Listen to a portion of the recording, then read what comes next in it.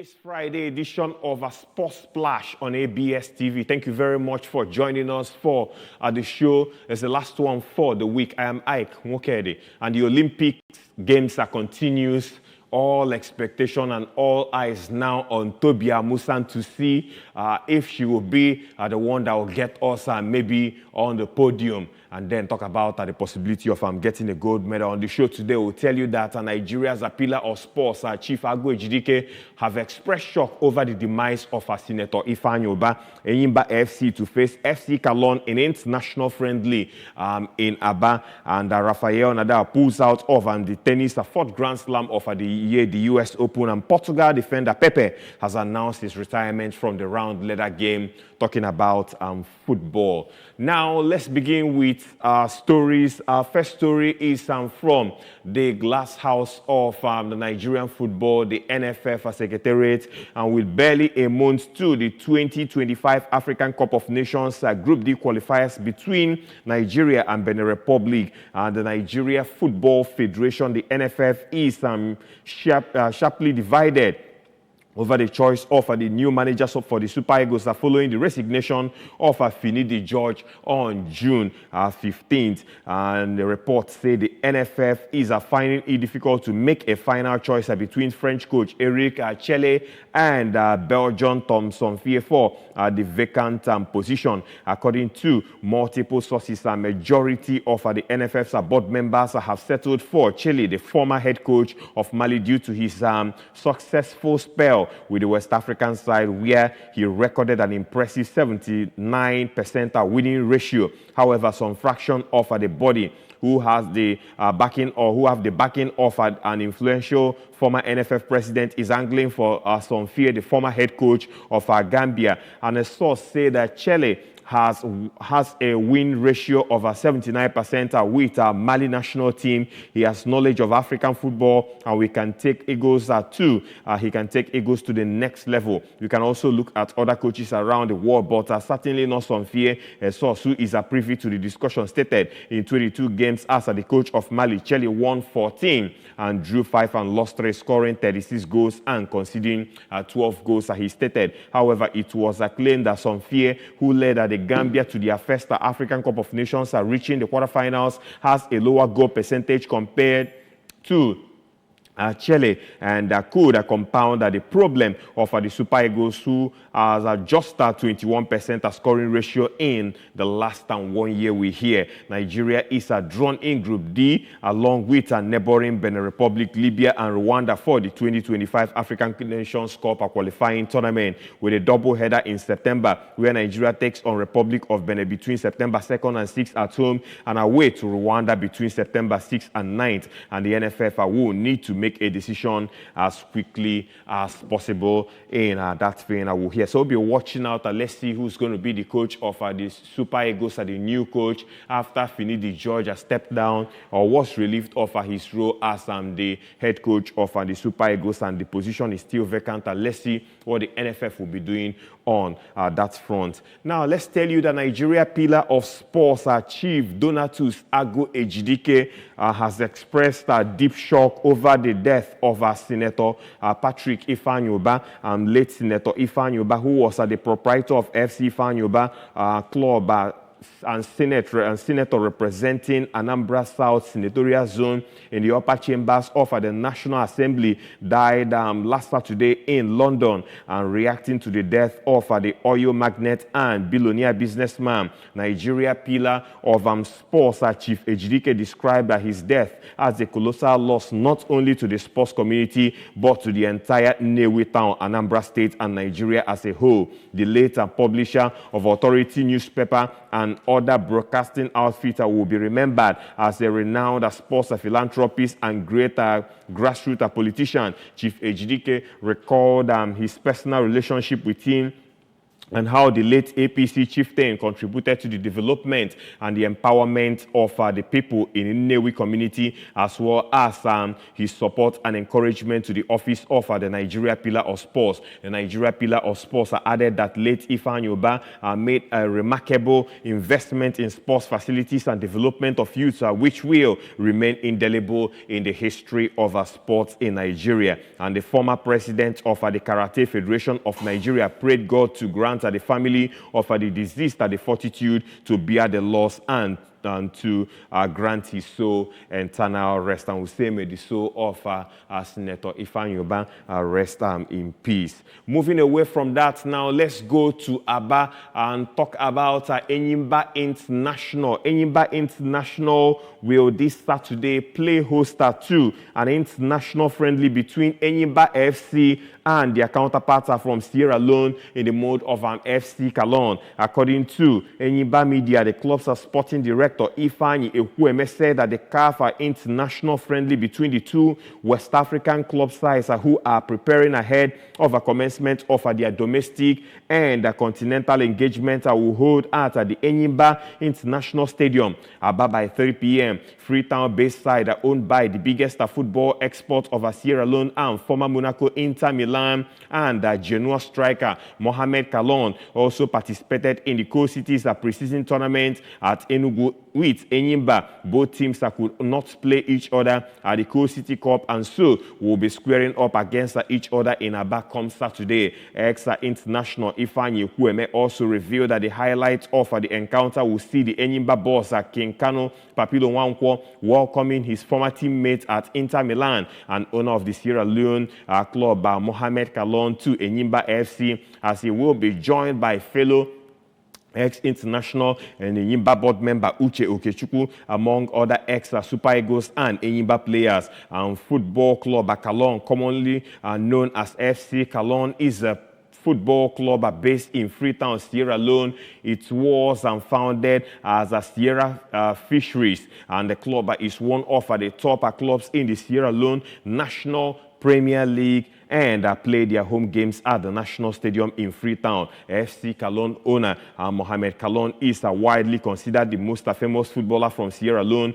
Before playing for Inter, Kalon had a one-year stint at a Serie B club Genoa and the Serie A clubs Bologna, Cagliari, Regina and Vicenza. Meanwhile, all is now set for Enyimba to unveil the new players acquired this transfer window to their ever-darling and supporting fans, as well as and the media will hear the unveiling, which will be done by the management team led by the club chairman Kanu Nwankwo, will also hold today at the Enyimba International Stadium. We'll hear by 9 a.m. and the unveiling will afford the eagerly awaiting fans of the People's Elephant the first-hand opportunity of meeting with the new acquisitions that will help the club regain their league title, as well as return back to glory days at the continental level. So Enyimba preparing well for the upcoming 2024-2025 Nigeria Premier Football League season, which starts August 31, and also they will be featuring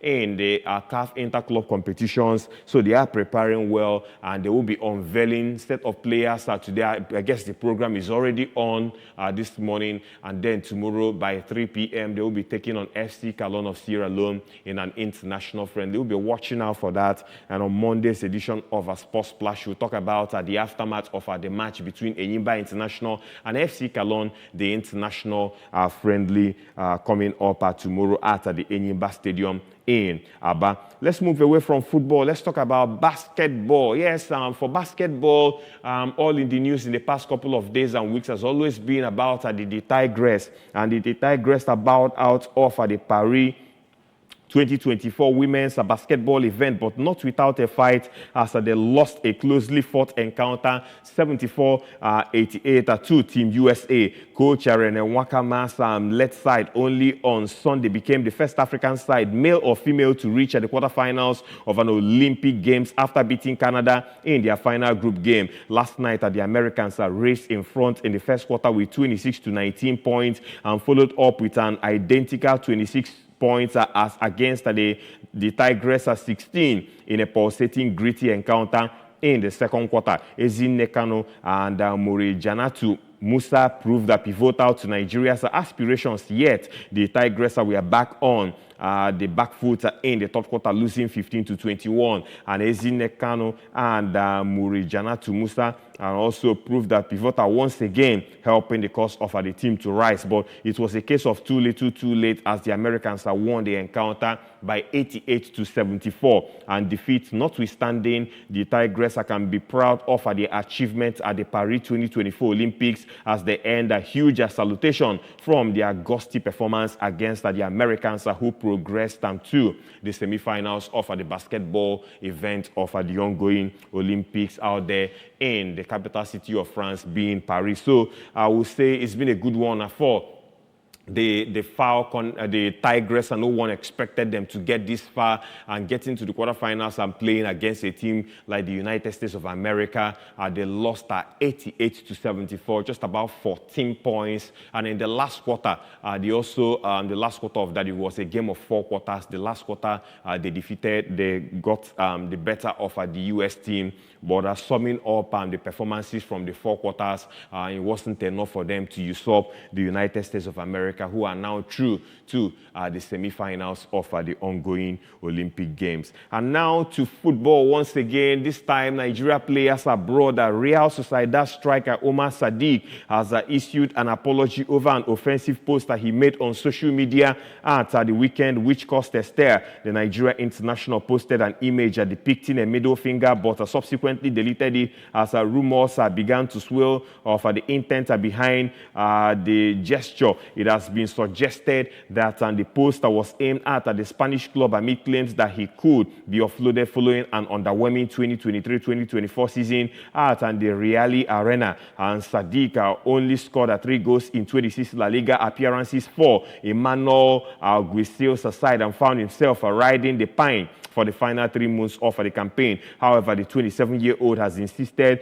the rude gesture wasn't directed at anyone in particular, although he apologized and nothing less of his actions. Apology for my recent post. It was a post by mistake. I didn't do it intentionally. I am not referring to something or against anyone. Thank you for your understanding. That man stated, talking about Real Sociedad striker Omar Sadiq over the comment he made and the gesture on the social media platform. And still talking sports on Sports Splash on ABS and TV. Now let's move on to boxing. In boxing, let's tell you that Francis Ngannou will face Renan Ferreira on his return to the mixed martial arts on the 19th of October. The Cameroonian heavyweight will make his professional, or rather promotional, debut for the Professional Fighters League, PFL, having previously been a champion in the UFC. On the undercard, the long-time Bellator featherweight champion Chris Cyborg will face a BFL two-weight champion Larissa Pacheco. Winners of both contests will receive the PFL's newly established Superfights Championship belt. Ngannou, 37 years of age, has spent the past year concentrating on boxing with a fight against the former world champions Tyson Fury and Anthony Joshua. And Ngannou lost both bouts, suffering a second-round knockout to Joshua in March after a split decision points loss to Fury. Brazil's Ferreira won the PFL's 2023 heavyweight tournament and has been touted as Ngannou's opponent since beating Bellator's heavyweight champion Ryan Bader, and that was in the month of February. And Ferreira, 34 years of age, has 13 wins, 3 losses, and 3 no contests on his MMA record. 11 of his 13 wins have come via knockout, and Ngannou has 17 victories in 20 mixed martial art fights, and his last win was a point decision over Frenchman Cyril Gane in the UFC, and that was in January 2022. He left the UFC at the end of his contract in 2023, citing a desire to switch to boxing. Ngannou signed with the PFL last year and was named as the chairman of the PFL's African League, which launched in 2025. The PFL uses a league format in the United States with British flyweight Dakota Dikcheva reaching the final of the 2024 tournament. And Ghana's fight against Ferreira will be a one-off, with the Brazilian deciding against entering the 2024 heavyweight tournament as the awaiter for a bout with Ghana. And we'll be watching out more for that man. You're watching Sports Splash on ABS TV, the Friday edition. Let's go for a short break. When we'll come back, we'll talk about Formula One. We'll also look at what's happening in the world of tennis, and then we'll serve you some football news to wrap up proceedings here on the Friday edition of Sports Splash. We'll be right back shortly.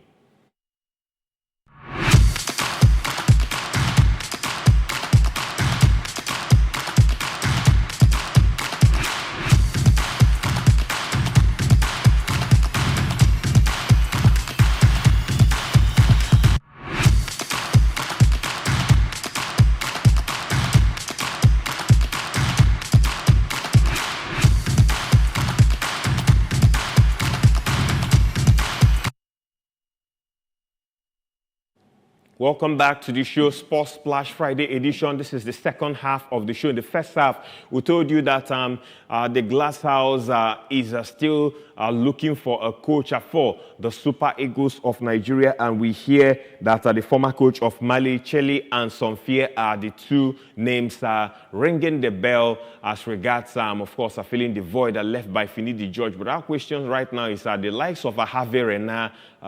These are, I think, this for me and for other fans out there that will quite agree with me that these are the names that may be needed to fill that void. Hervé Renard, rich history of knowledge as regards handling African teams. We know what he has done with Zambia, what he has done with Ivory Coast, and what he has done with so many teams out there in football. He has changed the course, has won trophies for them. He has brought in a new dynamics and brought in another style of coaching and brand of football for most of the African teams that ensured and that they achieved success in their performance in the African Nations Cup and also other international games. But we'll be watching out. It's left for NFF to decide who's going to fill the void left by Finidi George when he stepped down as the coach of the Super Eagles of Nigeria on interim basis. We also told you that the pillar of sports, talking about Chief Donatus Agu Ejidike, has expressed shock over the demise of the owner of FC Fanyoba, talking about Senator Dr. Patrick Ifanyoba, who died last Saturday, we hear, in London, 2 Saturdays ago in London. Also, we told you that Enyimba International of Aba is set to take on FC Cologne in an international friendly. It's part of their preparation for the new season, the 2024-2025 season, preparing for the Nigeria Premier Football League and as well as the CAF Interclub competition. So they will be taking on FC Cologne tomorrow at the stadium in Aba, and the match is expected to start by 3 p.m. while the unveiling of their new signings will happen later today. And we hear that it is already ongoing at the stadium in Aba. We probably told you that the Tigress, the Nigeria female basketball team, have been knocked out of the competition. They lost to the United States of America by 88-74 in their match played, and that was on Wednesday. And after they had a glittering performance in the course of the competition, qualifying for the quarterfinals, but lost to a more superior side in the mode of the United States of America. And Sadiq Umar has apologized for his gesture on the social media. We hear, and of course, we equally hear about Ngano's return in the mixed martial arts after leaving it for a while and deciding to focus on another combat sports of boxing. But this time around, he decided to go back to mixed martial arts, and he'll be going back to the UFC.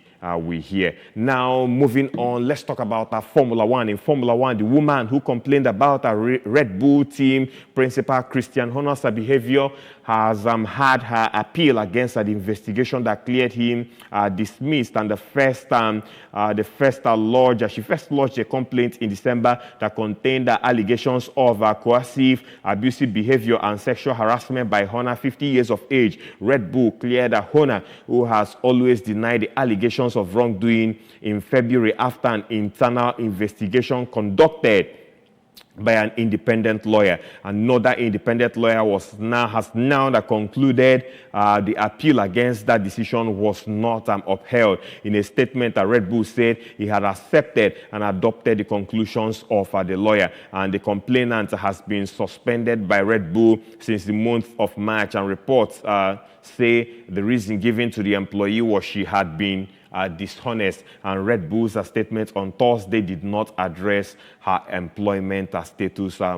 We hear. And away from that, now let's talk about tennis. In the world of tennis, Rafael Nadal has pulled out of this month's US Open, saying he would not be able to give his 100% at this time. Nadal, who lost to Novak Djokovic in Paris Olympics singles and reached the doubles quarterfinals alongside partner Carlos Alcaraz, has only played at the US Open once since 2019. The 38-year-old Spaniard did not confirm any specific injury or health concerns, but said he had decided not to compete in New York. In a post on X external, he said that the US Open, which starts on 19th of August, was a place where he has amazing memories, and he said he was still planning to play in September's Lava Cup, and that's coming up in Berlin out there in Germany. And having previously suggested he expects to retire later this year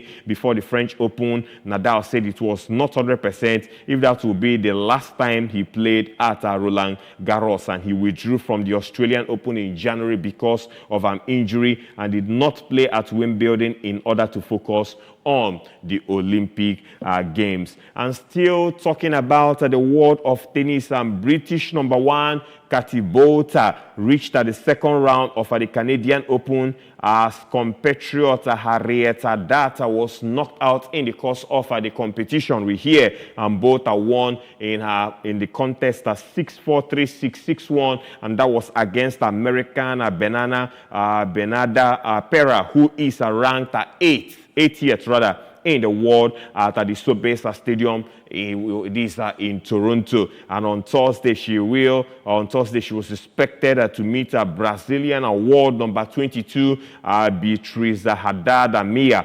whom she beat on the way to winning the San Diego Open, and that was earlier in the month of March this year.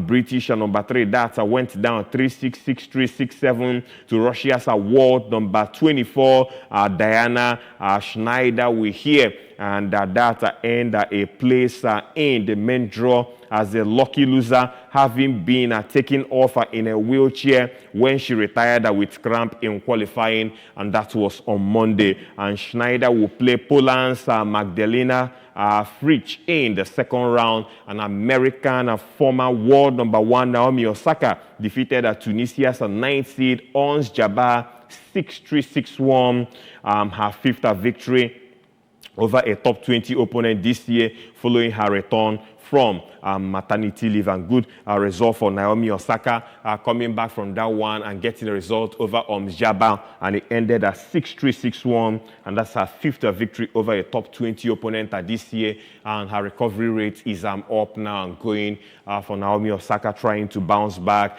and this is good to see her doing what she knows how to do best on the court in the world of tennis. And of course, I remember that tennis out there at the Olympics has been concluded, both events now, and it's now back to the ATPs and the WTAs, and we are looking also to the final Grand Slam of the year in tennis. Talking about the US Open, usually know that in tennis there are 4 Grand Slams we have, and the Australian Open usually in January. In the month of March, we usually have the second Grand Slam of the year, the French Open, followed by the third Grand Slam of the year in Wimbledon, which happens around, June. July, and then the final Grand Slam of the year is usually the U.S. Open, and the U.S. Open is that competition that Rafael Nadal has just put out, citing injury, saying he's not 100% ready for the competition. So Nadal is out of it, but it also gives another opportunity for other tennis stars to see if they can take a Grand Slam and add it to their kitty as the tennis years rolls by. So we'll be watching out for that. Let's see how it goes. And for the likes of Rafael Nadal, we wish them a quick recovery. We want to see them once again on the courts, and we know that Rafael Nadal, when you talk about clay courts, that's where he actually shows his supremacy, much as one more of the Grand Slam, the French Open, than any other Grand Slam and the ATP. So we hope to see him back, but he has equally yet to dispel rumors about his retirement. Seems that he keeps on postponing his retirement, but we'll get to know more about that man, talking about Rafael Nadal, in the days to come as regards his exploits on the court when you talk about tennis. Now time for us to check out what's happening once again in the world of football, this time at the international level. Let's tell you that Morocco won a bronze in the Olympic men's football with a thumping victory over Egypt in Nantes, the city of Nantes in France. And Tariq Sektois men's responded brilliantly to their 2-1 loss to Spain by recording their biggest win of the tournament to claim an Olympic medal in football for the first time, and goes from Abdel Zuli and Sofian Rahimi gave the Atlas Lions a 2-1 lead at halftime, and Bilal El Kanous added a third in the 51st minute before Rahimi struck his second of the match, and the 8 at Paris 2024. And Akram Nakash gave Morocco a 5-0 lead in the 73rd minute, and Ashraf Hakimi rounded off the scoring with a fine free kick at 3 minutes from time, and host France are expected to take on Spain in the gold medal match coming up on Saturday at 17 hours BST. So we'll be watching out for that. But you need to know that Morocco obliterated Egypt by 1, 2, 3, 4, 5, 6 goals to nil in the third and fourth place playoff at the ongoing Olympic Games. That's not the kind of result you want to hear from the junior pharaohs of Egypt, losing to Morocco by 6 goals to nil. That doesn't bode well for the performance and what they were able to put up at the Olympic Games, getting all the way to the semi-finals and just losing narrowly to Spain. So, but for Morocco, congratulations to them getting the bronze medal of the football event of the Olympic Games, and then they will do more in subsequent editions. Morocco is beginning to show their supremacy in world football. We saw what happened at, of course, at the FIFA World Cup, and now taking this one, the FIFA World Cup, and now from here also seeing what they've been able to do, and that's at the Olympic Games. So we'll be watching out for that. I'll be watching out to see how far Morocco will take their game, take their football, and a whole lot is happening in terms of a development of football in the country. And that brings to mind a country like Senegal also, who are not lacking behind also when you talk about football development at the junior levels down to the senior levels. Now let's talk about Pepe. Portugal's defender Pepe has announced his retirement from football, ending one of the most highly decorated careers of recent times we hear. Pepe, 41 years of age, became the oldest player to appear at the European Championship finals this summer, and his last match was Portugal's penalty shootout defeat by France in the quarterfinals, and the former Real Madrid centre-back made 141 appearances for his country.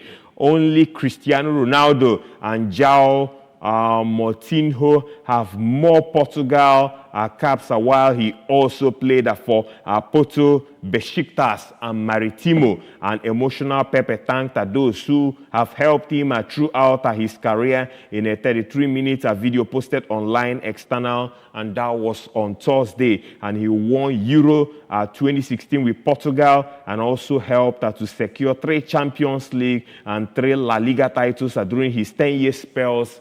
10-year spell with Real Madrid. And for that man, I think he has had an illustrious career, great one for him, retiring at the age of 41. Yes, when you start football at a young age, you finish at the right time. And this is the story of Pepe, who won the Euro with Portugal, won at the Champions League on 3 occasions, and equally La Liga titles in his 10-year spell with Real Madrid. We wish him all the very best. That man made 141 appearances for his country. And of course, I talk about the number of games that he played for Real Madrid. That's quite huge. But Pepe, he said it is time to say goodbye to the round leather game made of pigskin. And of course, I wish him well in his future endeavor. Well, that's the size of the program this morning. Thank you very much for being part of the show, Sports Splash, all the way from Monday down to the concluding part for the week, which is on Friday. The show will take a break and return on Monday for another episode. My name is Ike Nwokede. Until then, have a lovely weekend and remember to keep sporting. Bye-bye now.